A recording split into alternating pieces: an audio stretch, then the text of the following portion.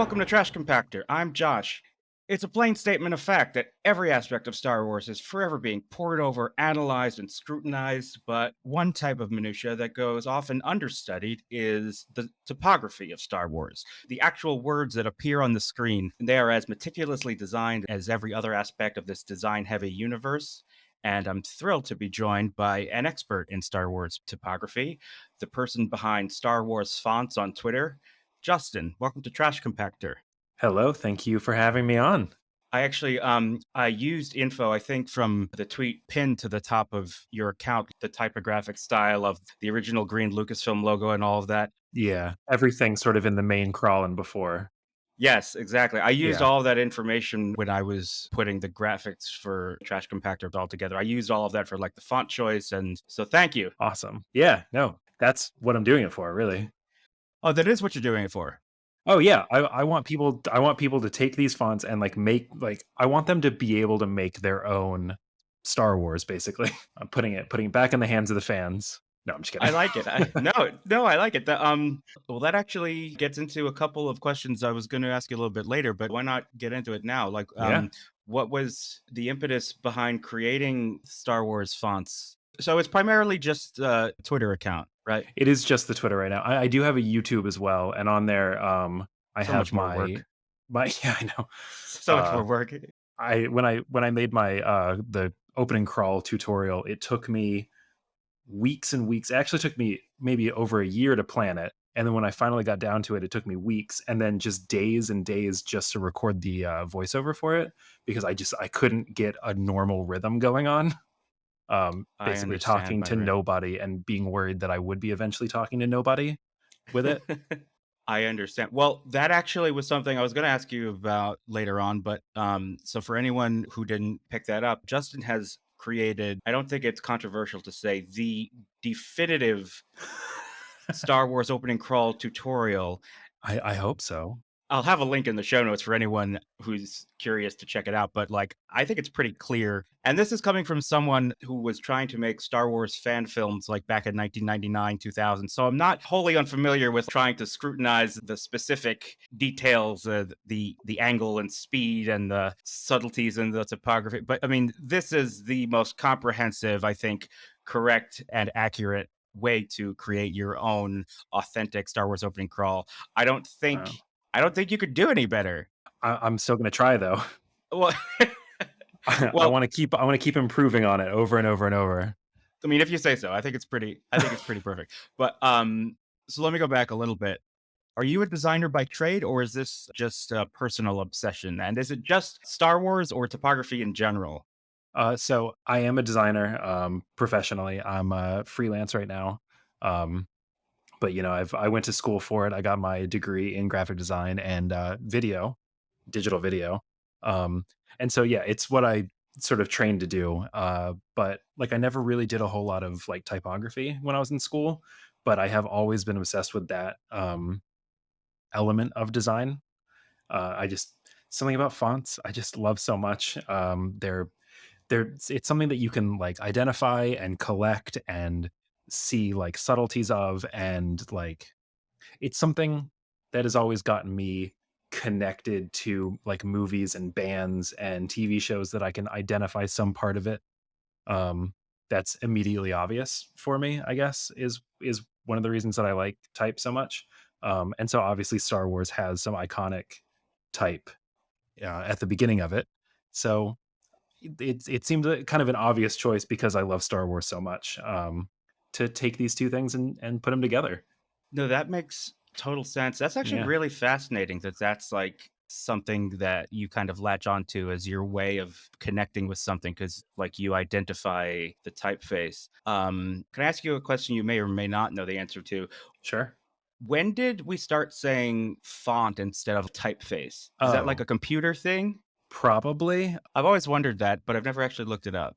I guess technically the typeface is sort of like the design and like the family of Right. the fonts or whatever, and then the font is the one specific style of it.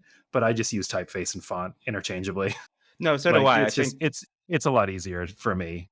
No, same. I think that anyone who may have been pedantic about that particular distinction once upon a time is probably no longer with us.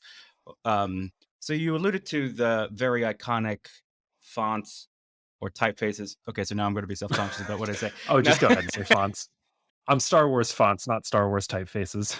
Okay, fair, fair, fair. You referred to the beginning of Star Wars. It opens with fonts, with words, with text, Just so words, yeah. famously. Yeah.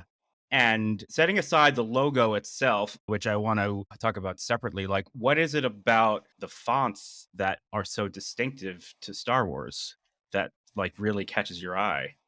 I mean, they're obviously, large and yellow, which is something That's that'll true. really get you. Like, that's it's like how they used to say that school buses are yellow because they catch the eye, like, Mm, faster or whatever, like, so obviously the type kinda does the same thing there, but, like, I guess the fact that it's sort of written out, and I know that it's sort of, like, based on the old, like, Flash Gordon serial opening sure. crawls and things like that, but, like, I guess you can kinda see them as like there it's like a newsreel sort of thing. Like you have like this newspaper, you have like a big headline at the top, then you have like the information that goes underneath it. And like to me, it was sort of an interesting, different way of starting a movie than like opening credits. Because especially back in, even before, like I've heard that George Lucas changed the rules of movie making by not having a full opening credits with like, everyone who worked on the movie. I mean, it's certainly a very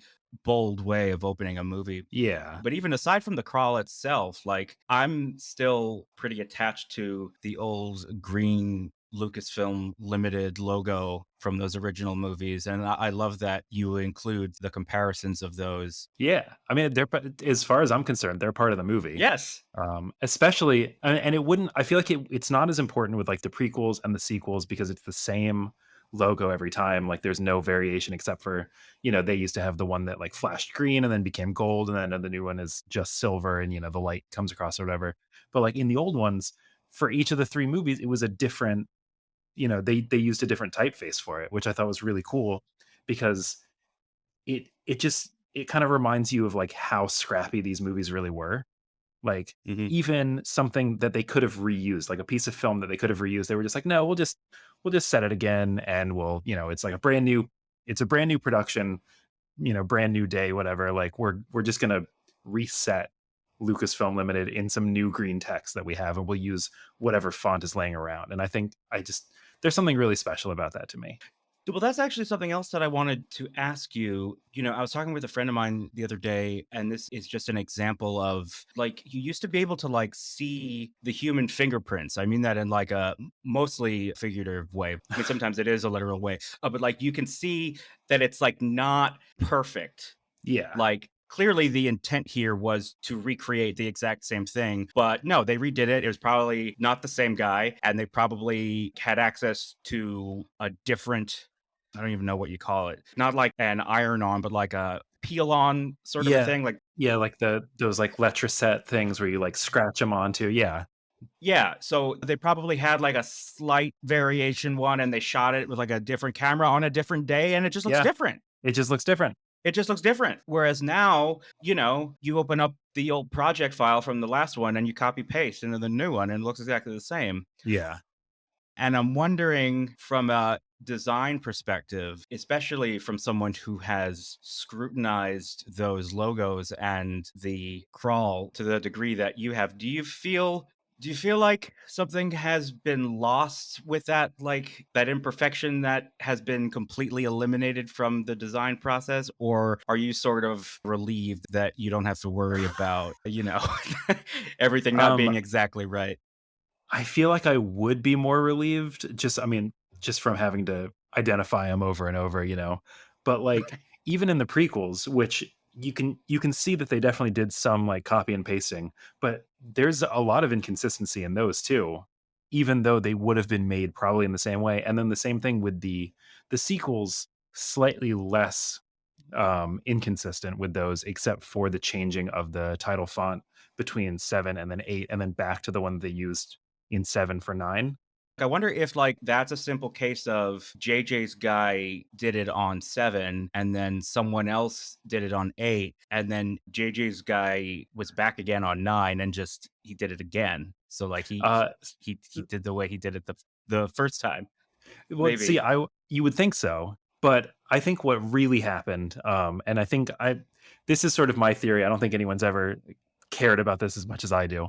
Um, but I remember the day that they announced the title for episode 8. Ryan Johnson posted like a picture that he took of the monitor of the crawl that someone Mhm. had finally like written The Last Jedi in, and you can see that it's typed out in the exact same font as the first as episode 7 used. But then by the time the movie came out, they had switched it to something else, and I think that is because in the font that they were using originally, News Gothic Bold Extra Condensed, the J just sort of comes down and then ends like it's like a very short little tail on the J. And so Jedi is a pretty important word in that crawl. And so then they switched it to something that looked vaguely like it, but had a much stronger J that actually like went down and then back up a little bit. And then I think when they did that, like they had to, do that just so Jedi looked better in that crawl. Then when Rise of Skywalker came out, they still wanted, I assume, they still wanted it to look more like the Empire Strikes Back crawl title Mm. than Return of the Jedi. So they just went back to it because they didn't have any J's. And the R's in News Gothic have like the straight leg instead of the angled leg instead of the one that sort of curves out and then comes down like in Return of the Jedi. So I think they did that strictly because just for the J, and then they went back because they didn't need that anymore. That is a much more thorough and plausible analysis than what I said that I totally buy. I think you're exactly right. I like the idea of dueling designers though. Like JJ's guy is Yeah. like, here's our crawl. And Ryan's guy was like, I don't think so. This No, is the I mean crawl. that's the thing. I'm not even saying that there's any like, knowing animosity there. It's just like, here's my guy. Like, here, you do Yeah. this. Yeah. And then it's just literally a different person. Like as someone who does a lot of, video work like that, who gets handed projects from others and like sees it passed around. I mean that stuff happens. It's like, Yeah. this person they do it this way and this person does it that way and Everyone has their own style. Yeah. yeah, most people, with the exception of the elite few, will ever know the difference. But then there are people with eyes and fascinations and obsessions like you, and people like me who want the benefit of your obsession to know about these things. Yeah. I want that full story. Yeah. I want to know the whole process. Yeah. Yes, exactly. That is something I can relate to very much. I have to ask you about your obsession with the O's. In the Andor logo. Yeah. What is this about? What is so unique or I mean, fascinating about it? the fact that they've never shown us a regular O in that logo of the 4 now that we have, the original one that was sort of stencil, and then the next one that had like the 2 serifs going over the negative space of the O, and then the next one that had the 3 serifs going over the negative space of the O, and then the most recent one that has just a totally different font entirely.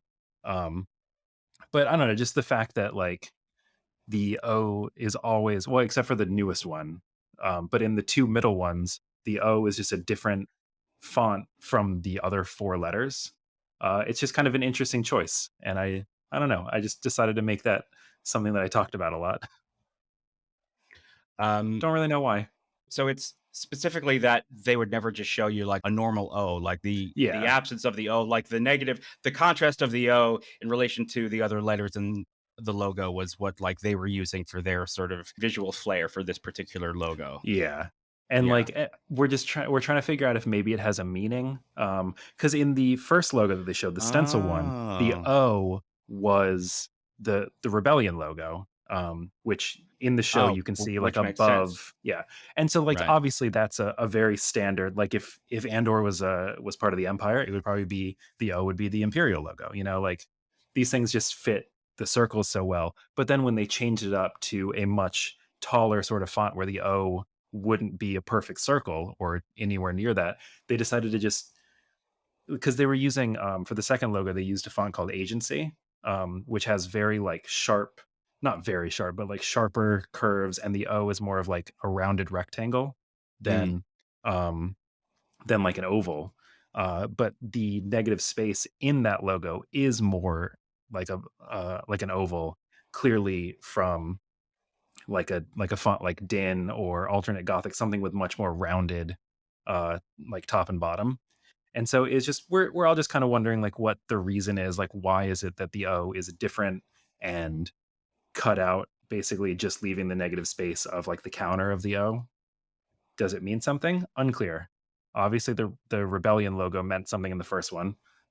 It's integral to like who he is as a person. But like, what does this ghost O thing mean? Well, Probably nothing. well, not necessarily. Like I find that shows like this tend to cheekily hide hints in logos, which is what I think you're getting at, Yeah, like the right? Obi Wan Kenobi logo. The I was the lightsaber handle. Right, right, right. And then like and the whole thing was sort of like worn down with like sand, and then I think even in the opening credits, like the sand kind of like blows across it and maybe even dissolves it. I can't remember exactly, but like obviously that meant something about like the lightsaber being the symbol of a Jedi, and like that's something that he couldn't get away from, even though he was trying to hide himself like on Tatooine, which is obviously sandy and was like eroding him and whatever. So I feel like a lot of the times the logos mean something in the context, and we haven't figured out what this Andor one means yet. No, and we may not know until we either see the rest of the season or maybe even, in fact, The the whole series. show, yeah. So 3 years from now, we're gonna be like, "Oh, that's what it was. We got finally." Yeah, which is maddeningly plausible. But Yeah. so speaking of logos, I'd like to talk a little bit about the logos for the original Star Wars. There's obviously the one that appears in the film itself, Mhm. and then there's sort of that one that's on all of the one sheet. The perspective Yeah, logo. yeah. Yeah. Yeah, it's like the perspective, like triangular one where Star Wars like sort of flares out at the bottom. Mhm. Why do you think they went with the one that they ultimately chose? Which I think, correct me if I'm wrong, because I'm not a designer, but I do think it makes use of negative space in that it's only the outline of the words. Would that Yeah. be considered a use of negative space or not really? No, No, I guess not, not right? yeah, not as far as I'm concerned, I would say. Like, Yeah. the negative space would be like, between the letters for sure, but I guess given that it is like a yellow outline, but the letters are filled in with black. That's true. So that's something I've always wondered. Like, was that the intention or was that just the easiest way to do it with the optical technology at the time? Because, like, was there a fear because of how quickly it moves that they would lose the fine edge of the thing? Hmm. Because I really don't understand for the life of me why it's filled in. I think it just looks stronger because I think that because I've seen even in official images today, like sometimes it'll just be the outline of the logo, and then you'll see the stars in between the lines on the insides of the letters. And I feel like it's a lot more distracting, especially because a lot of those images, they use much denser star fields, which obviously in the original movies, like star fields weren't that dense. And if they were, they weren't all that bright. Um, Mm, but yeah, I think it's they kept it filled in with black. It might have been a little bit easier just because it would have been something physical that they would have been filming, and so maybe like having to cut it out and then cut it out again on the inside, like yeah, they'd be a lot more likely to like tear the very right. small outlines that remained. So maybe it might have been a technical thing, but I do think that it creates a stronger image by having those letters filled in, so you don't see the stars in between. You see only around the logo. No, no, that does make sense. Like, I don't know if it's for the sequel trailers, but I definitely have seen the logo where you can see the Starfield through the outline. And you're right. There's just something about it that's it's not quite as strong. Yeah. It is a little Are distracting. are the sequel trailers like that? Do you mind if I check real quick? I have a No, screenshot of here. course, go ahead. Okay. Let's see. No, now I don't remember where they are. I'll look Oh, it up later.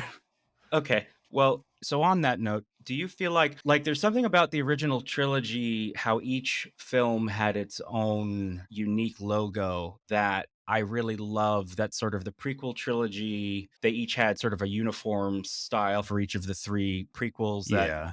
that emphasized the episode The number. episode over the title, yeah. Yeah, that was like in the lineage of the Return of the Jedi logo. It's that same sort of serif, very sort of I don't know the word for it. It just seems like, very formal Yeah, very formal and important, Yeah. that kind of thing. Yeah.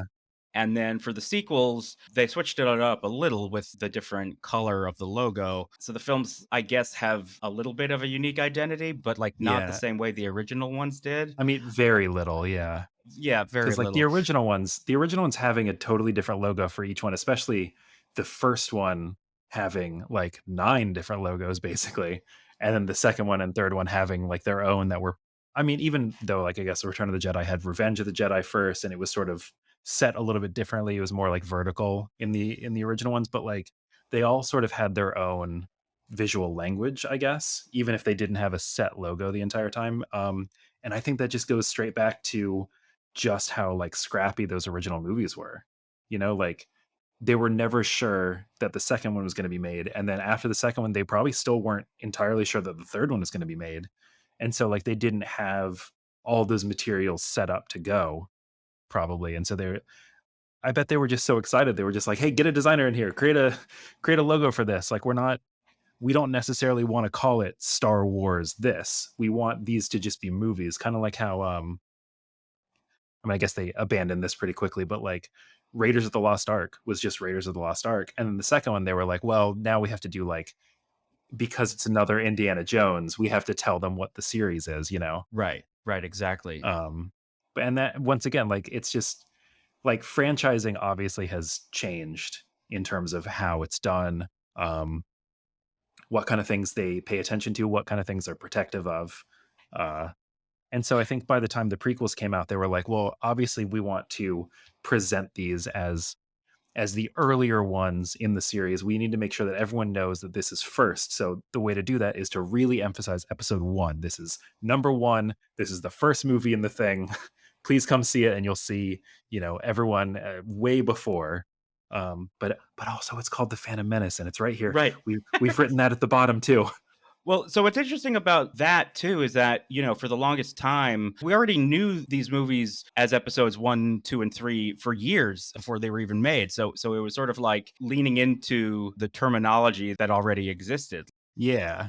Like I remember when they made the announcement, the title of episode 1 was The Phantom Menace. Like most people still called it episode 1.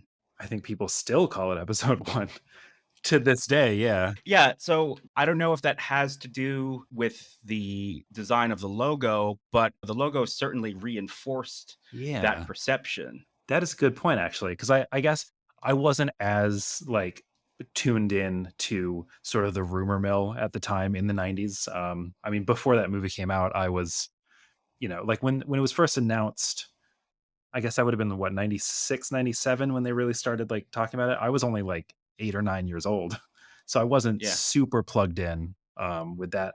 So, like, it's interesting that everyone calling it episode 1, knowing that a new Star Wars was coming out. It was a prequel, and this is going to be episode 1 because if you remember, the other ones are episodes 4, 5, and 6, and you've probably never noticed, but they are. So like here comes this new one that's going to be before. So yeah, like calling it episode 1. Yeah, for the first one, just from like a branding standpoint, to communicate to the general public who maybe is not paying attention to the fact that Empire Strikes Back was actually episode 5 and not Yeah. the second Star Wars. It's actually the fifth Star Wars. So for the first one, it makes sense to communicate clearly to the viewing public what this is, and Hmm. then I guess they just kind of stuck with it because I mean, like, once again, like after the Phantom Menace episode 1, before we knew the name of the second one, we were all calling it episode 2 already. And it's interesting because between Star Wars and Empire, we didn't know that The Empire Strikes Back was going to be episode 5. Like there Yeah. was just Star Wars. And this is a little before my time. I wasn't around then. But the episode 4 in the crawl, very famously was only added for the 1979 re-release so that people I wouldn't. think it may have been the '81 re-release. I think you're actually I right. believe Yeah. I believe so because I think it wasn't until after Empire came out that then they were like, "Oh, by the way, the other one was episode 4. You didn't just miss 3 movies." Well, so something that I always imagined, like imagine you have been waiting 3 years to see the new Star Wars and you get your tickets for The Empire Strikes Back and you sit down and lights go down and you see trailers for like, I don't know, The Shining or whatever else came out that year. And then the movie starts, you see the Star Wars logo, and for a second you're like, are they showing the last movie? Like, is this the right movie? You know, because like there was no precedent for that like unified house style of like we Yeah. show the Star Wars logo, it recedes into the distance, and there's a crawl over a star field. Like there were some storyboards for Empire where the opening crawl actually happened over the ice field of Hoth.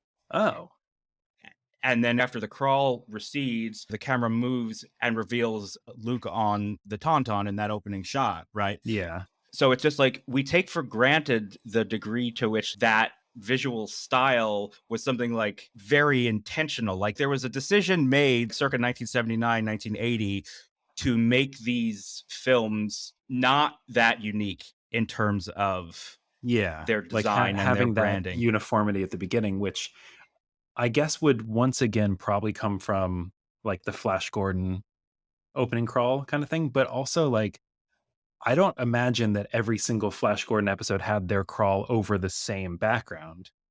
So I guess like Yeah, I don't so know. it, I feel like it would have made just as much sense to have the crawl going over the ice field instead of the star field by just being like we've set our scene, this is where it's going to be. By the way, here's what's been going on and now we join, our story already in progress or whatever. Like it would have been just as fine to have it go over the ice instead, except for the fact that then, like, especially if you were sort of tilted down toward the ice, the words would be going like what, parallel to the ground, I guess, in terms of like actual 3D space beyond the Oh, true. camera. Yeah, so maybe it And would then make and it then they would what, just be like orbiting the planet?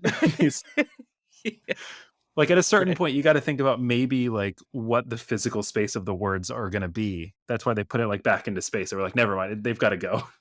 Yeah, like this is too much. We'll just do it the same way we did it last time.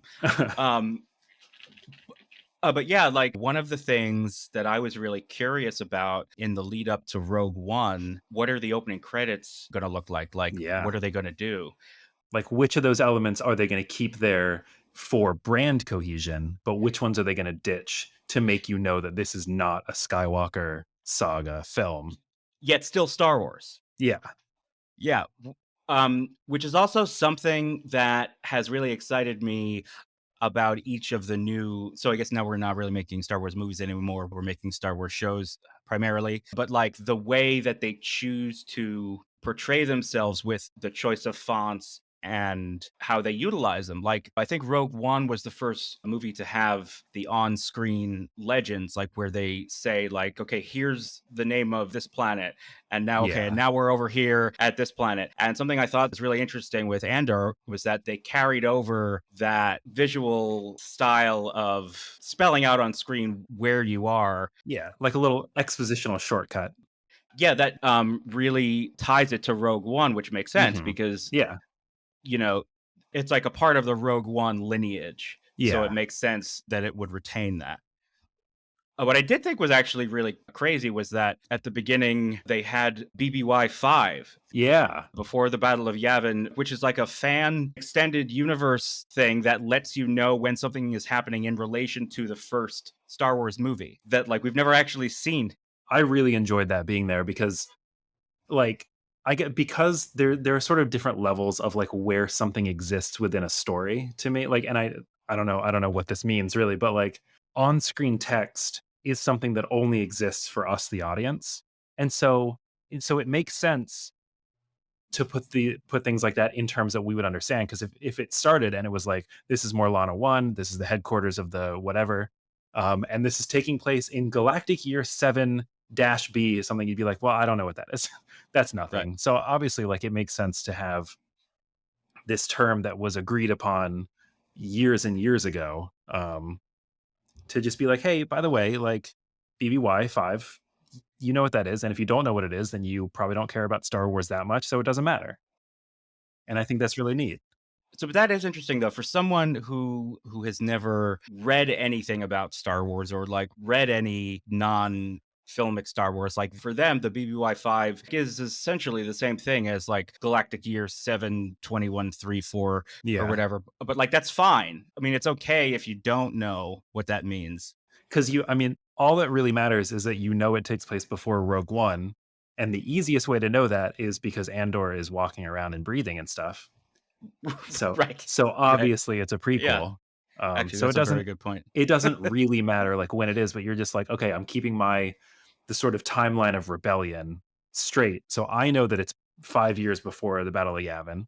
Um, and that's just gonna kind of give me a frame of reference that you don't necessarily need, but it was just kind of nice of them to do that if they want to give us this long drawn out story of Cassian. Well, something that somebody pointed out in a Twitter thread, I think maybe it was one of yours, but I'm not sure. Somebody commented that as the show goes on, that it's going to start to feel like it's a countdown clock. Oh, And it's actually going to create sort of a tension because yeah. we all know what happens when it gets to zero. Yeah. Oh, that's good. And plus, like with having like a before time, you do get to have like 5, then down to 4, then down to 3.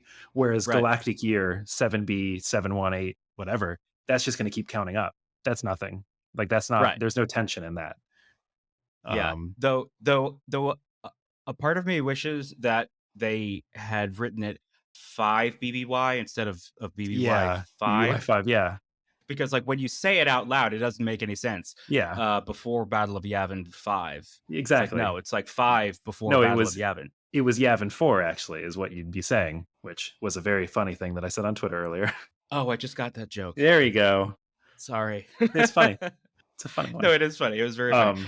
But no, yeah, like 5 years because like I guess you assume the years in the 5, so it's like 5 before the Battle of Yavin. Um, Right. but yeah, before the Battle of Yavin, 5. Like it is a weird way of saying it, but because like I guess is it in BC and AD you do like what number and then BC, but then for AD it's AD then number. Yeah. Is that how we do it? Yes. Okay, maybe that's how I they do think it too. They're just like it's maybe. 5 BBY, but then it's ABY 7. Yeah, I mean, like, I would say that it was like just sort of an oversight, but you know that there were conversations about this, right? Yeah, like definitely. And I think Pablo Hidalgo like responded today to someone asking about that, saying that like no, it's been used both ways, for years and years. The order of the BBY and the number. So I guess they just whatever they felt looked better on screen, or maybe whichever one sort of conveyed that it was a year to the people who didn't know. Well, that's true. Yeah. Like Yeah, that's probably ultimately what the decision came down to because like they yeah. probably when you see 5 BBY, it's like 5 something. It's like Five something. I need to know something. But if you see like yeah. BBY Yeah, 5, it's like a you can quantity just something. assume. Yeah, Yeah, you can right. just assume that BBY like means galactic year or something. It's like, oh, galactic year 5. That's fine. That's a date. I get it. Right. 5 BBY could be like 5 kilometers from the middle of the city or something. So they probably thought of it like that. They were like, what is this play as? They may have even like written down both of them and asked people like, what do you think these things represent? And people are like, well, that one's probably a year and that one's probably a quantity or something. Yeah. No, you're probably So right. yeah, that's probably how they Yeah. did it. That's how I would have done it if I had thought about it and was involved. So, but yeah, back to that original Star Wars logo. I mean, it's so iconic. Like you were saying, like the first movie had like a zillion logos. Like, why do you think the one that they went with in the film, like, why that one? From a graphic design standpoint, what do you think it is about that logo? It's really well balanced. And like for most of the logos that they had, or at least some of them, because they had a lot of like prototype logos that were sort of Yeah. in just like regular text. There was one of the early books just had it in like Helvetica. Then they had like their Comic Con booth that had that just sort of like spindly, like angular text or whatever. And then you start getting the perspective one, which I believe was meant to be shown at the top of the crawl and was actually going to go out into space with it. And so that's why they wanted to have Hence I the don't know perspective. I don't know why they would want it to have perspective and then additional perspective, or if it was supposed to be perspective on the posters, but then it was going to actually be like in actual perspective. I don't know. I'm not Yeah. entirely sure, but I think that once they changed it to be from like being in as part of the crawl and as something that comes in first and sort of flies away, I think they needed something that was a little wider, Mm. and a little bit more straight on. And so like, obviously we've seen like Susie Rice's original logo with like the straight sided W, and then the one with like um the W that looks like the one that we know, but has like the point in the Yeah, center instead right, of the right, flat. the Yeah. point. Like I think that once they got to all those, they probably just wanted something that fit the frame a little bit better as something like wider because these movies are filmed in such a wide aspect ratio. So they were like, well, we just need something that fills it a little bit better and doesn't leave you with all this negative space just on the left and the right as it goes. And so I think they probably like when that decision was made to have it flying back into space instead of being part of the perspective of the crawl, they were just like, yeah, we just need something like balanced and wide. And that's probably just where that came from. No, and it's interesting also because I know that there were versions of it where it was like one line instead of star stacked on top of wars. Mhm. And now that you're talking about it, like the thought process, the balancing of it for the frame, and then also knowing that it'll be receding, so it'll get smaller. Like it's sort of creating a shape, a size, and a shape that Yeah. like will fit nicely within the frame and sort of retain a shape. Yeah, very recognizable even as it gets smaller. And I think because of the color and the fact that it's outlines, and then the fact that like if it was all on one line, you would have just like flat top and bottom, and then you'd have just tiny little shapes on the left and the right with just the S's basically. But because they're stacked, you get sort of this like almost wide hexagon kind of thing Hmm. that has Hmm. very recognizable sides, and then the tops are it's just a little bit less, flat space basically. And so yeah, like as it gets smaller, it just becomes this it's not even really words anymore. It's just a shape that you can It. Mhm. instantly recognize in outline, which so from a branding perspective, that was a very good choice to have that.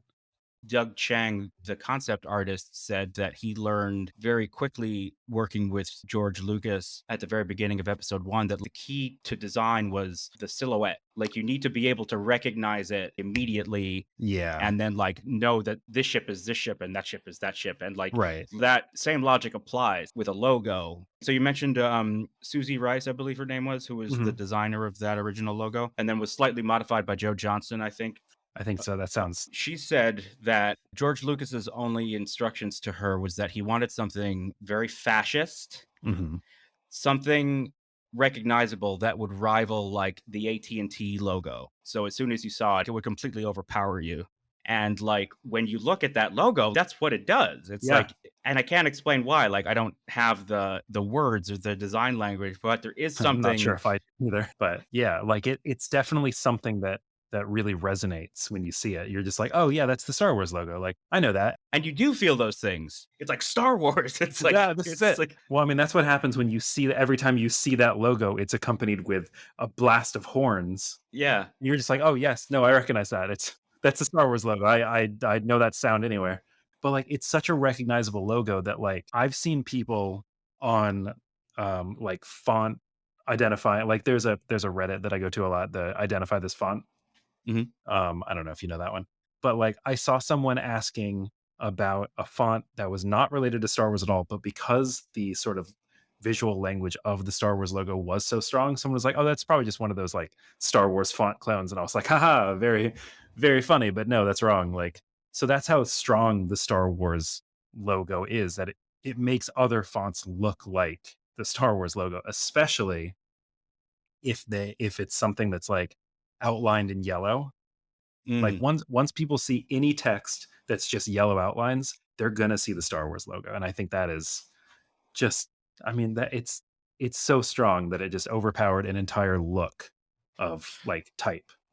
Well, actually, so that's interesting because we were talking about how they were going to decide the look of Rogue One. The Rogue One logo in the movie Mhm. is literally Rogue One in yellow outlines and nothing Yeah. more. Yeah. Like that says Star Wars enough. Like that Yeah. says Star Wars. You don't need a Star Wars logo if everything you're doing except for the font and the words is screaming Star Wars. Yeah. Which is crazy. Like Yeah. something that I think is sort of taken for granted is that the typefaces in the movie, not just the crawl, but even like the subtitles, Mhm. you would think there'd be a temptation to do something like really kind of crazy looking and sort of spacey and sort of like sci-fi with like, Yeah. I mean like especially in the 70s, like I don't know, I'm thinking of that like computer font that shows up Oh, in all those like like 1970s like movies. Westminster and Data 70, the ones that look like the bottom of a check. Yes, Those right, kind, yeah, yes, exactly, yes, yeah. exactly, yeah, yeah. Like, rather than going that way, they went with very straightforward, very clean. I don't wanna say traditional, because I think traditional, at least to my mind, would evoke more of like a serif sort of a font, though I guess for film, I don't know Like you're reading how a well. book. Yeah, yeah. So, but they didn't go for like the Baroque sci-fi, like out of this world thing. Like they kept everything very relatable and straightforward. And continuing to make it look like a serial from the 1940s, basically. Like, I think that Oh, George that's true too. definitely I think that Yeah, he definitely had his idea that this was not a sci-fi movie, this was like a space fairy tale, yeah. basically, and he was like, "It's gonna look like the old Flash Gordon things, we're gonna have, you know, just like a tall gothic font that has just a very like strong drop shadow, and that is what you're gonna see." Like, I can't think of anything more inappropriate to see than like in the middle of the cantina, Greedo comes up and says, "Going anywhere solo?" And what you see is like that computery font at the bottom, like No, I as know if he was like a totally. droid or something. No, yeah, I would like I'm also a Star Trek fan, and I was watching the director's edition of Star Trek: The Motion Right, Picture not yeah. that long ago, and there are subtitled alien languages in that film, but the subtitles are in some like wacky, like very over designed space font that's like hard to read. It's like Uh-huh. hard to, it's like I don't get it. Yeah. It's very over designed, but like very kind of what was thought of as appropriate for that kind of movie at that time. Mhm. Yeah. And it's funny now, I think for like sci-fi or for space, I think that everyone thinks of like Futura or like some Helvetica variant. Yeah, or like Euro style or something. Yeah, right. Yeah, yeah. Yeah. Eurostyle is what I was thinking. Which is really interesting that that's the association is with those like more kind of clean, more straightforward Yeah, looking. sort of geometric and industrial. I guess, like, that was sort of the way people saw, like, sci-fi. Because I guess if I had to guess, and I haven't read much about this because I don't have the book that really goes into it, Typeset in the Future. Have you heard of that one? Oh yes, I've heard of that. Yeah, but I don't have it either. Yeah. Yeah. I really need to get a copy. I don't know what I'm waiting for. Um, but you know, they show like the typefaces in like Alien and like Star Trek, and like Eurostyle is just everywhere. So like it must have been that people saw it as like this like kind of futuristic, like geometric but very readable and like utilitarian kind of font. And I guess that's Mm, where they saw those kinds of designs going in the future. mm, Um, and the fact that it never made its way into Star Wars really, uh, is probably for yeah, the best to keep it like Star Wars is very much anchored to the past and not the future. I mean, it's a long time ago in a galaxy far, far away, and it draws from those like 1940s serials. So like it makes sense they wouldn't have any of those sort of futuristic and like go for those kind of design trends that like Star Trek was going for at the time. sure. Um, Yeah, no, that's a good point. it's a cool like anti Star Trek kind of thing. No, totally. And it's sort of a similar mindset behind the decision behind the orchestral score, right? So like Mhm. rather than like some spacey wacy, like, Theremin heavy. theremin heavy, yeah, Yeah. synthy bleeps and bloops soundtrack. It was like, no, we're going very traditional and very straightforward. Like as if to say that this movie would have been exactly the same had it been made in the 70s or the 60s or the 40s or the 20s. Which to some degree is true. Like the Mhm. movie, the only thing that I think really sets the film in a moment in time, like most movies, without knowing beforehand, like you can see them and probably off the top of your head, guess within about 5 years of when it was made. Mhm. Like Star Wars, I think the only thing that might kind of give it away is like the hairstyles, I maybe. was gonna say the haircuts and the fact that everyone has mustaches, yeah. What of the shows do you think has the most interesting or most successful like brand identity or like, logo and design? Because it is interesting the ways that they inherit and can kind of pick and choose, as you were saying before, like what from the Star Wars visual language they are going to keep and what they are going to get rid of. And that says something about the kind of Star Wars it is. We've got what? Mandalorian, Boba Fett, Kenobi, Andor, and then, like, Rebels and Clone Wars Yeah. and all those ones. You know, like, I would say that Clone Wars for sure went with more of like a saga look to it. Like it starts with like every episode starts with a quote in like the iconic blue, like a long time Hmm. ago text. But then instead of doing like an opening crawl, like newsreel kind of thing, they do like the like in the movies kind of newsreel, like having the guy like talking like this week on Coruscant or whatever, you know. Um, which that was just as an aside, a very cool way to start an episode of a show every single time. I loved that every single time. No, and it's also a very cool way to sort of evoke that same feel, but like not just redo the same thing. And it's Yeah. also for kids who can't necessarily read, though I suppose any kid watching Clone Wars should have probably been old enough to read, but not Maybe. not necessarily. I don't know. But it also does also like firmly place it within like wartime instead of Hmm. just like this isn't just like a regular newspaper where you're reading about whatever. Like obviously all of Star Wars is wartime. That's just kind of part of the name of it. Um, but the Otherwise, fact it would that just these are be like it otherwise it would would just just be like Star star adventures. Star Adventures. Yeah. Welcome to the Star Adventures. Um, but no, like having the Clone Wars look like sort of look and feel like it is like a newsreel, like every day or every week or something. Like when you go to the movie theater to see something, maybe you're going there to watch like a Flash Gordon serial or something, and then they like tell you like, oh, by the way, this is what's going on the front. Kenobi and Skywalker got into something else. Like it's just I thought it was a very good idea. It's not typographic at all, but very good idea. What was the question? I'm not sure, but I like your answer. Thank you.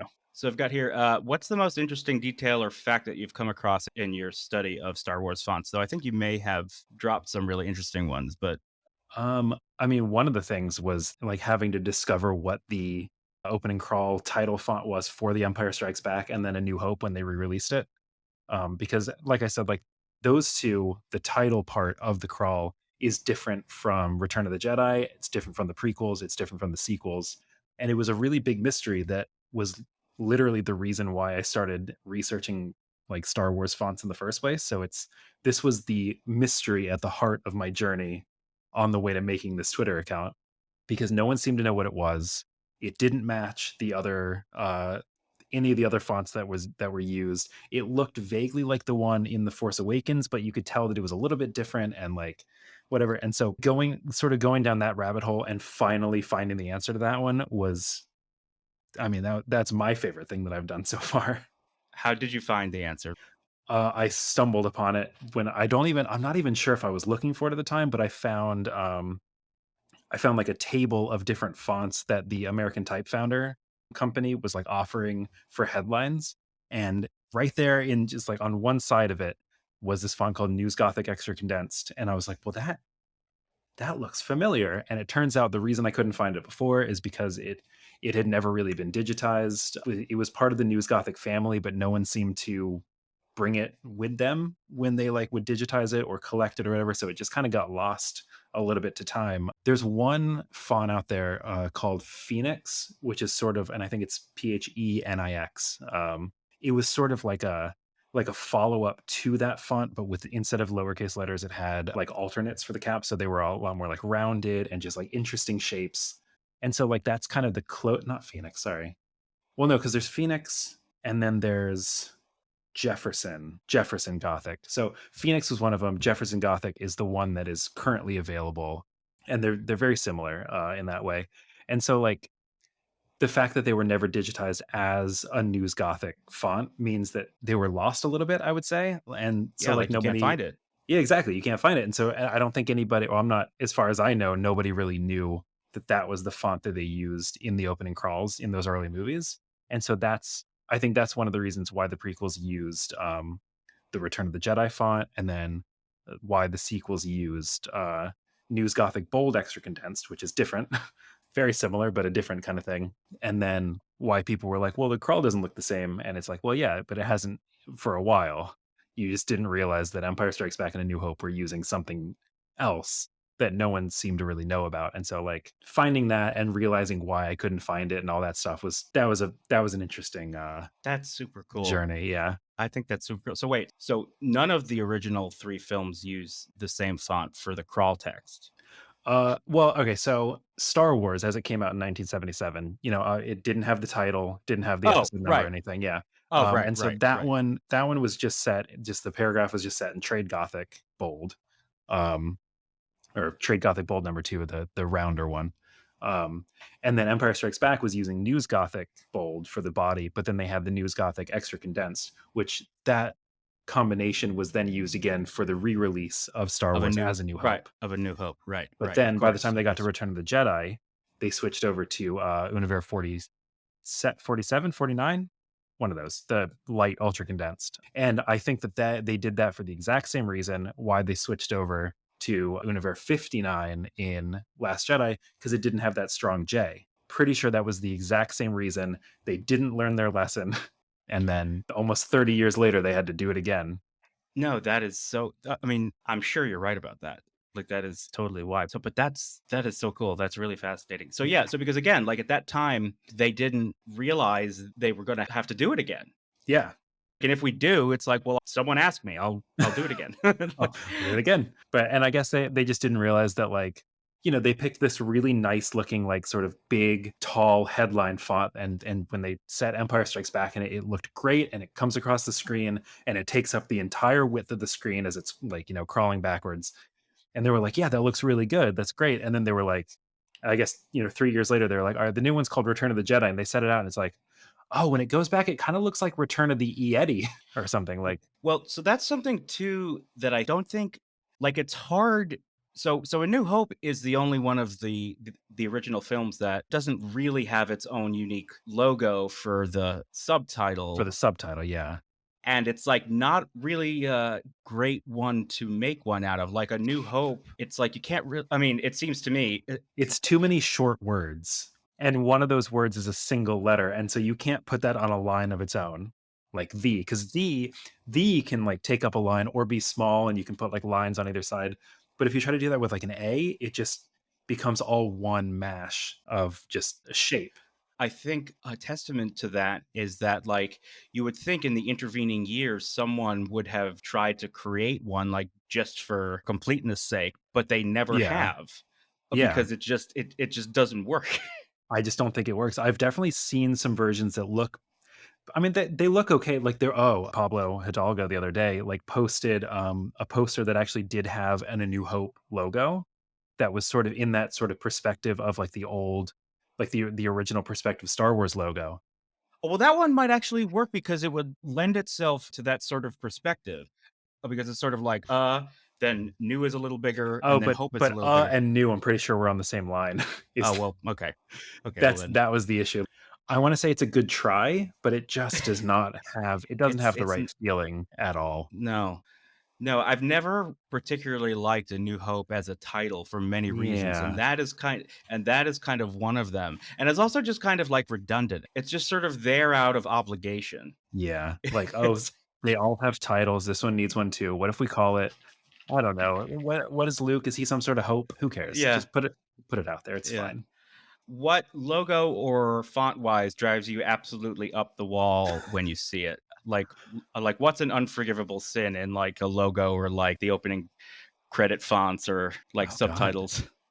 Well, I mean, not I don't like to knock anyone's work, obviously, but like in the Marvel series Moon Knight, Mhm. the end credits when everyone's like names would come up on screen, the spacing and the kerning of those was just like, oh, I couldn't stand looking at it. Like, Interesting. and that's a big production. I feel like they would have the lettering to be just like a little bit different. Like, again, I don't like to knock any of these designers. They're probably way overworked and like the people making those, whatever. But it's just even like the auto spacing, I feel like would have helped. I don't know. Would have been preferable. Yeah. Yeah. Something that drives me crazy is when very often, whenever an old movie or show is like, rescanned and remastered for HD or Ultra HD resolution, because they go to the original negative, they have to like recreate certain things, especially for TV shows from like the 1980s. They have to like redo the titles a lot of the time. Hmm. And like the substitutions sometimes that they choose like really drive me nuts. Like whenever they use like an Arial variant to substitute for Helvetica, I'm like Yeah. I'm like, Yeah. uh, It used to be I'm better. like, I'm yeah, it's getting like, pretty tired of Arial. I'm gonna keep knocking on the Marvel shows, I guess, but like I'm pretty sure the previously subtitle in She-Hulk, I think that they're just using like I think it was in She-Hulk. It may have been something else that I was watching, but they're just using Arial black, just like plain white Arial black, and I'm just like that. You literally didn't do anything but use the default font on there. Like I don't think that Arial looks particularly good ever. But that's Yeah, for some reason, like I used to be much more of a font snob than I am now, but yeah, that was one I remembered having this like weird sort of hatred for, especially when it would be used when they meant to be using Helvetica, Mhm. and it's just sort of like, and you're not even using the right one. It's like, come on, man. I think I was maybe watching a TV show. I can't remember it now, but this must have been a couple weeks ago. And I feel like I was watching a TV show that was maybe remastered. And they had, like you said, like they used like a different font, or maybe the font just looked like it was too like crisp Hmm. for the quality of the show or something. But in Star Wars terms with that is when they do the Marvel re-releases of some of the old like Dark Horse comics, they have been like recreating some of those titles to like put on the Really? yeah, so I guess they're scanning in the original artwork and then resetting the title logos. And with one of them, River of Chaos, originally back in God 1995, I think was when River of Chaos came out. Um, the title was set. Well, I think the original one was set in some like sort of plain like sans serif font, but then the like I guess it was either for issue. I think it was for issue 2. They started this one that was set in this font called New Text Demi, which Hmm. just looks really nice, and it's just kind of like it's like bold and like a little bit like squat, and has these nice little not really flourishes, but just like really nice parts of letters. I don't really know how to explain it. But then when Marvel re-released it, they recreated that logo in just copperplate Gothic, which is another font that I am absolutely tired of. Um, and No, I'm also tired of that font. it Yeah, like I can see does it in not my head. look yeah, like it just doesn't look nearly as good in copperplate as it did in New Text. And it's like they they could have identified it probably and then have had someone do that. And then one of the other Marvel re-releases, which was I think one of the Job of the Hutt comics, Hmm. uses New Text Demi, that same font, and they updated the logo and actually used that correct font. And so it's like I know that they have the license for it somewhere. Right. So Why they did have it, and they they, have yeah, it and they didn't use it for River of Chaos, and they made just like a worse logo? must have been a different guy that day. Just some other guy. He's the night shift guy. Yeah. Yeah. He was like, River of Chaos. Yeah, that looks like copperplate. It's cool. Whatever. So that's the kind of so when it comes to peeves like that, like It's the inconsistency, I think, really drives me crazy. If it's like, you establish a convention, then stick with it. yeah. And like I'm perfectly fine with people updating their logos or things like that, but like recreating the same logo especially but doing it just a little bit wrong for whatever reason, like I don't know. That Well, it's sort of like the uncanny valley of like logos, right? It's sort of yeah, like it's sort of worse because it's almost there, but not quite. Just a it's little. so close. It looks familiar enough, but anyone who's like paying attention to it is like, well, but it's wrong. We know that it's wrong. We can tell that it's wrong. But that's just me. I get very pedantic with certain things like that, which is why I have a Twitter about fonts of Star Wars. No, no, we love and welcome pedantry of all kinds, especially when it comes to Star Wars on this Well, I've got on this show. plenty. That's why I do a Star Wars podcast. What is your take on the Aurebesh Star Wars alphabet? Is that how you pronounce it? I Aurebesh? I do say Aurebesh, yeah. I think Okay. some people say like Aurebesh, like they put a little bit of Aura, a higher like Aurebesh, Aura. Aurebesh. I Yeah. find it easier to just say Aurebesh. For listeners who may not be familiar, like that's the in-universe sort of Star Wars language that like whenever you see anything in universe, with the exception of the like tractor beam percentage meter in the original Star Wars in the original version for some reason. What are your thoughts on the Aurebesh? I as someone who likes to memorize certain things, learning the alphabet was a fun thing for me. I tried to do it when I was a kid, never really was able to. Did it recently. I'm getting there. Wait, Um, you know the Aurebesh alphabet? I mean a little. It's just I mean it is just like a it's just like a one to one, like each letter, but like So when you see something written on screen, like, you can read what it says? if I pause it and try for a couple of minutes, yeah. That Just a is little, like, there are other people who can definitely read it much better y than me. you have just blown my mind. Oh, yeah. That is an incredible superpower. I Oh, didn't even know. it's not too hard. I mean, I did design the thing is I couldn't really, until I started designing the 2 Aurebesh fonts that I did make. I don't know if you saw those. I don't know if you were this was sort of about a year ago now that I made No, these. I I don't don't know think if I you were did. Oh, I don't think yeah. I did. So I'll send you a link to those. Yes, please. I wanna look at them, but I will also, link to them in the show notes, of course. Oh, awesome. Thank you. But yeah, so I couldn't really read them until I spent, countless hours designing 2 fonts based on them. So then like I kind of knew the letters. That Yeah. makes much more sense. Yeah, Yeah. yeah. Once you work with them a little bit, You spend that much time with them, yeah. Mhm. yeah, exactly. But the thing is, so I'm still sort of the opinion that they shouldn't have gone back and changed all of the on-screen text to Aurebesh in the originals. And then the fact that they sort of avoid using any sort of English, even though it's what High Galactic, I think is what they call the like Latin alphabet in universe now. But Oh, is like that true? yeah, so like you Oh, have that, interesting. which is why you still have things like X wings because they look like X's and Y wings because they Right. look like Y's, and then like R2D2 and things like that. So like these letters still exist, even though they tried to sort of scrub them clean at first. So like with the tractor beam thing, but like the original appearance of the Aurebesh alphabet in Return of the Jedi made it really seem like it was just like an imperial code language. Mm. And then suddenly they expanded that throughout the entire series. And for a while they were only using the one like variation of that font. Like it was a font that I want to say like what Stephen Crane made it for like West End Games Oh, that sounds right. Yeah, back I think in like 1991 or 1987 or something. something. Yeah. Yeah, yeah, Or yeah, maybe yeah. even before. Yeah. And Yeah. so they were kind of using only this one style of it.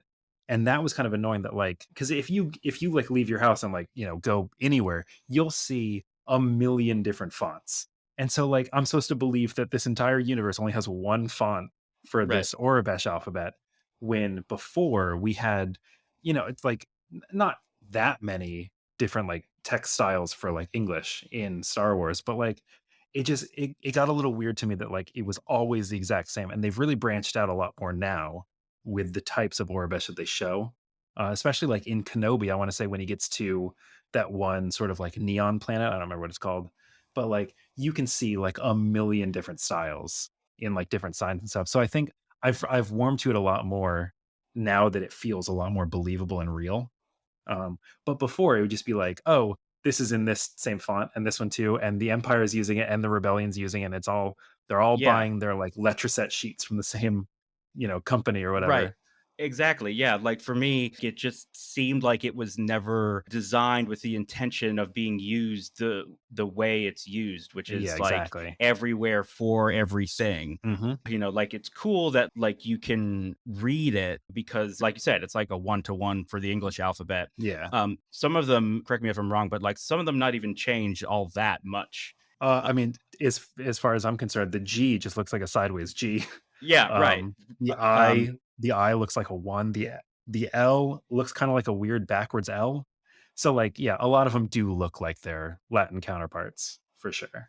so it's like pig Latin almost. Like Yeah. it doesn't really hold up to scrutiny, It's a yet they code, but you can crack it in about 10 seconds. yes, exactly, Yeah. exactly. But yeah, somehow it became like the Mhm. written language for all of Star Wars. Which Which I mean in is fair. universe, yeah, I guess, but like even in universe, it doesn't really make that much sense because like I said, it looked like it was just supposed to be like this imperial code language. And if you go back one movie to Empire Strikes Back when Luke's in his X-Wing and R2 is talking and it's being translated on the screen, totally different alphabet. Mhm. And then you go back one more movie and originally on the tractor beam thing, it's just in regular Latin letters. And then on the screen of the Death Star that's like targeting Yavin, it just says Yavin up there. No, it is interesting. So in Star Wars always kind of rides this line of like how far can we stray from what is familiar? Like, how much do we want to tweak it, or how much do we need to tweak it before it becomes something foreign and unrecognizable? Mhm. Right. And like, I feel like they could have dialed up the unrecognizability of the alphabet a little bit more, or at least have like multiple ones Yeah. than just the one. So, but I mean, like, it does do something fun for the fans who like, because like, they like hide Easter eggs and that stuff Yeah. and stuff like that. So I mean, that's kind of cool. Like when Futurama, like, had their alphabets and the audience kept, like, figuring out the codes, and then they would do, like, more, like, in-depth ciphers, and the audience would figure those out, and they're just like, "We give up." Like, "You guys are way too good." So, yeah, it's Yeah. a fun thing to have in there, and then, like, obviously with, like, episode 1, they started having, like, the Naboo alphabet, and there was, like, a Hutt alphabet, I think, that was also in there somewhere, and then, like, the numbers for the pod race, like, Oh, 3, sure. 2, 1, Right. go kinda thing. So they definitely ramped it up by then, but even then, I'm pretty sure when it came to the Aurebesh alphabet, it was still just that same one over Yeah. and over everywhere, and so, I don't No, know, and it like, you just never bugged me. really see those other ones anywhere, like the Naboo alphabet or the Hut alphabet. It's not like Yeah. those show up everywhere. Yeah, Like, they're not nearly as prevalent. yeah, I mean, like, most of the important stuff, like even in Andor the other night, I mean, everything is still written in Aurebesh. And even Mhm. like, I think it was you who pointed it out. Like, there was like a very clear five on the side of like a cargo Yeah, container. just a regular Yeah. 5. Love Yeah, it. it's just a regular five. It's Love like, that no guy. attempt to hide it. Though, if you look at Docking Bay 94, Mhm. when they're walking in, there's a 94 painted on the side. It's like, it's very stylized Incredibly stylized, just one of the greatest little details because you just don't see it until someone points it out, yeah. until some point. Yeah. Yeah. I mean, I would say for the most part, numbers kind of get a pass. Like they can appear sort of as numbers because numbers are kind of universal. Like if you look at the sort of range meter on Luke's binoculars in A New Hope, Mm. like they still look like normal numbers, just maybe a little bit stylized. And I don't remember if we ever identified. Once again, I'm going to look to see if we identified those numbers. When you say we, do you mean like the Star Wars Twitter community at large, or? Yeah. Like, it was for the UI post that I made back in May, it looks like. I worked with, another user, Auric Fonts. Oh, Um, okay, cool. yeah, and so he sent me a bunch of things, the identifiable parts, and then I put a post together. So it's a little collaboration there, which is really fun. But yeah, so for Luke's, binoculars, they're just actually, it's all just regular numbers. You have 3 different fonts that are all just regular everyday numbers, and I think so numbers can definitely show up in Star Wars and be absolutely normal. It's just that when you start getting just Latin letters, then you start to get in trouble a little bit, even though high galactic is definitely a thing, because otherwise we wouldn't have X-wings, Y-wings, Right, C3PO. right. Yeah. My final question, now that you have amassed all of this knowledge about Star Wars typography and graphic design, do you have any plans or have any thoughts about doing something more with it than, I don't want to say just a Twitter account, as if it's not an amazing Not resource enough. that is so wonderful. But just out of curiosity, like, I know you mentioned you have a YouTube channel, but I don't know. Like, I'm just imagining, back in the day when I was trying to make a Star Wars fan film 20 something years ago, and I was like trying to figure out like what these typefaces were. Like, I would have loved for a resource like your Twitter account to exist, because it would have told me everything I was looking for and then Yeah, a some. little Star Wars style guide that you could get from somewhere. Right, exactly. Yeah, yeah. I mean, I could probably. I mean, You could publish the Star Wars style guide. yeah, why not? I mean, I should. I wish I could do something like official, like with Lucasfilm with their money, I suppose. um, but no, like I mentioned that book, Typeset in the Future earlier. Yeah. That was also one of my inspirations for doing this. Was like I looked through it and I was like, oh, there's no Star Wars in here. What if, because Star Wars is such a big thing, what if there was a book that was just about like Star Wars fonts? And that's how I originally envisioned this project going before realizing that like that's a lot of work up front and I wouldn't be able to do anything like there'd be no real like instant gratification for it. So I was like, well, a Twitter would actually make a lot of sense because then I could sort of interact with people. Anything that I don't know, I could ask. Anything that I get wrong, I could be corrected on, which, I don't mind. It's fine. Uh, but like, I think that a book would be really, really cool. I don't have the means or the connections to do it. Well, right it now. seems to me like you are building some inroads on Twitter. It seems like I see a lot of your tweets referenced all over the place in some high places. So who Oh, knows? But at the very oh, least, I think Pablo Hidalgo, though he likes to downplay his stature within the company, I'm sure I've seen him retweet you and reply to you a whole bunch of times. oh, No? he definitely replies. Yeah, he's really good at that. Like you can kind of always rely on him to have an answer for you, which is really nice. Not that I want to like put way too much on him. Just like, hey, Pablo, me again. I feel so bad for that guy. I mean, we don't deserve him. We don't.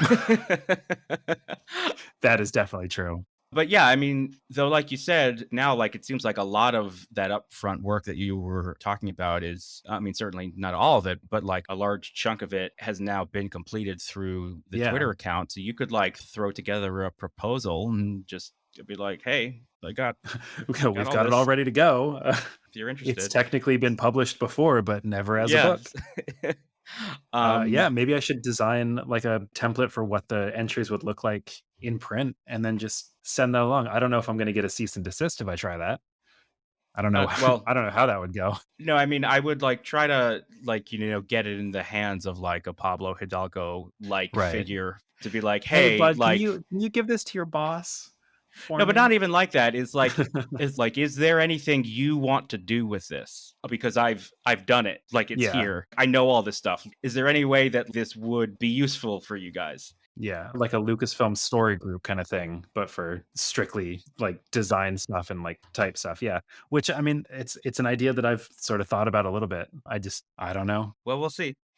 Justin, I really enjoyed this conversation very, very Yeah, me much. too. There's something about the attention to detail and the obsession, and I mean that in a good way, to minutia of this sort, especially with something like Star Wars, gets so design heavy. It's so Mhm. about the aesthetics that like something like the fonts actually, their importance is actually much more than I think the average Joe would necessarily realize. Yeah, and like I mean, it's one of those things that like if you just see blue text, like even if it doesn't say, a long time ago in a galaxy far, far away, but if it's that same blue text on a black background with like four dots at the end or whatever, like at the beginning of every episode of Clone Wars, like you're already in this universe. Yeah. Like you know it already. You don't even have to see the yellow text. You don't have to see anything. It's just that, and you're like, oh right, that's how Star Wars says once upon a time, and so here I am. Yeah, So it's a testament to design and I think also simplicity. I think that's a part of it too. It's like the yeah, straightforwardness of it, but like the distinction. It's also really interesting how like they really claimed, at least in the original versions of the original trilogy, you had that sort of like green, like neon green almost, depending on the print, and then blue, and then yellow. It's like this very like primary. Yeah, yeah, it's like really wild actually, like how they specifically were like, okay, we want to make very clear distinctions between these three cards, but we'll do so primarily using color yeah, and primary color. I mean, there's very nothing subtle just about it, as simple as we can do it. and it's Yeah, iconic. yeah. I mean, they all just work. And like, I mean, the Lucasfilm thing, like, so iconic that even though they didn't use it for 20, 30 years, they brought it back for the last season of Clone Wars because Oh, they it's some, did. yeah, they did for, I think, the last arc in the last season, because I think that they wanted to connect it directly back to the original trilogy. Oh, I think you're right now that I'm remembering it. Yeah. Yeah. And so they actually brought it back and they just set it in a nice, slightly glowing green Helvetica. And like, there it was, just right back. That was the inspiration for the trash compactor logo.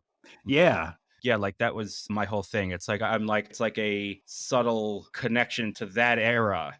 That's like it Mhm. doesn't like necessarily read immediately as Star Wars, but yet on a subtle level, it's like if you grew up watching Star Wars on VHS, you know what that is. Yeah, you're gonna see it, you're gonna recognize it, and, like and if you don't, you don't really have to, you can still enjoy what it is that I'm bringing, but, like, anyone who has poured over Star Wars as much as, the people who are very much obsessed, like us, like, they're gonna see that and be like, "Yeah, I recognize that green text. I know that stuff. That means a Star Wars inbound." Were you surprised when you went to register Star Wars fonts and it was available? Yeah, incredibly surprised. Like I was like, there's absolutely no way that no one has tried this before. Like, it just seems like two things that go together so well, Yeah, it does. considering how many versions of like the crawl tutorials I can find on YouTube. Like, Yeah, like how is no one yeah, I have to admit like that was like one of my not first thoughts, but I was like, "Oh, like I'm talking to the Star Wars fonts on Twitter. Like he that's must be me. the guy." So, yeah, well, I'm glad it Yeah. was you cuz Yeah. I don't know how someone didn't like sit on that for a while.